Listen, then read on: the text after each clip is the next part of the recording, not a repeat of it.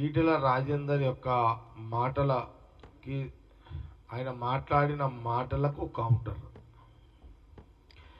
ముఖ్యమంత్రి రేవంత్ రెడ్డి గారి మీద కాంగ్రెస్ పార్టీ నాయకుల మీద ఈటెల రాజేందర్ మాట్లాడిన మాటలకు కౌంటర్. అంటే మధ్యలో కూడా నేను ప్రెస్ మీట్ మాట్లాడేటప్పుడు కొంత నేను కూడా కొన్ని మాటలు బ్లాస్ట్ కావచ్చు. ఇప్పుడు ఇందులో సబ్జెక్ట్ లేదు.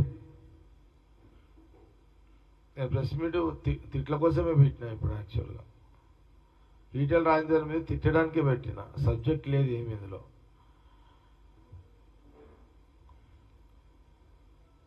విచిత్రం ఏంటంటే ఈటెల రాజేందర్ ఒక పార్లమెంటు మెంబరు ఎప్పుడూ ముఖ్యమంత్రి రేవంత్ రెడ్డి దగ్గర పోయి నా పార్లమెంట్లో ఈ సమస్య ఉంది, ఈ పనులు అయితే లేవు, నా పార్లమెంట్లో ప్రజలకు ఇది కావాలి అడిగింది ఎప్పుడు లేదు. మళ్ళా ఎంపీగా ఈటెల రాజేందరు ఆయన 2 సార్లు మాట్లాడిండు ముఖ్యమంత్రి రేవంత్ రెడ్డి మీద. 2 సార్లు మాటలు మాట్లాడిండు. అందుకే నేను ముందే చెప్పిన, నేను కేవలం ఈ ప్రెస్ మీటు ఆయన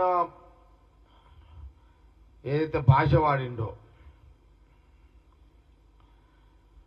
ఆ భాష, ఎందుకంటే మా కార్యకర్తలు, కాంగ్రెస్ పార్టీ కార్యకర్తలు, కాంగ్రెస్ పార్టీ నాయకులు కూడా ఏమనుకుంటారంటే ఈటెల రాజేందర్ మాట్లాడితే మా వాళ్ళు ఎవరేం మాట్లాడలేదు అనే ఫీలింగ్లో కూడా ఉంటారు మా వాళ్ళు.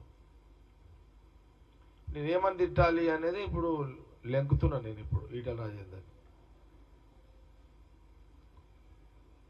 ఎందుకంటే మాకు మేము ఇప్పుడు ఆయన ఏంటంటే ఆయనకు ఈ మధ్యలో ఏమైందంటే ఈటెల రాజేందర్ బేకూఫ్ శాతాలు చేస్తున్నాడు ఈ మధ్యలో అంతా. ఎందుకంటే ఆయనకు ఏం తోస్తలేదు అతనికి. ఈటెల రాజేందర్కి అర్థమైతే లేదు అతనికి. అతనికి ఒక పాగలగాడ అయిపోయాడు ఈటెల రాజేందర్. ఎందుకు పాగలగాడైండు ఈటెల రాజేందర్ అంటే బీజేపీలో ఏదో ఎక్స్పెక్టేషన్స్ చాలా ఉన్నట్టున్నాయి ఈయనకి. సెంట్రల్ మినిస్టర్ కావాలనో, ఆ పార్టీ ప్రెసిడెంట్ కావాలనో ఎక్స్పెక్టేషన్స్ చాలా ఉన్నాయి. ఎందుకో మరి అలా బీజేపీ సెంట్రల్ పార్టీ ఇంకా ఇప్పటి వరకు ఈటెల రాజేందర్ ఏం చేయలేకపోతున్నది. అంటే 2 రకాలుగా ఉంటుంది. ఒకటేమో అపోజిషన్ పార్టీ ముఖ్యమంత్రిని తిడితే, కాంగ్రెస్ పార్టీ ముఖ్యమంత్రి రేవంత్ రెడ్డిని తిడితే ఆయనకి ఏదైనా పోస్ట్ వస్తుందా అని తిట్టాలి.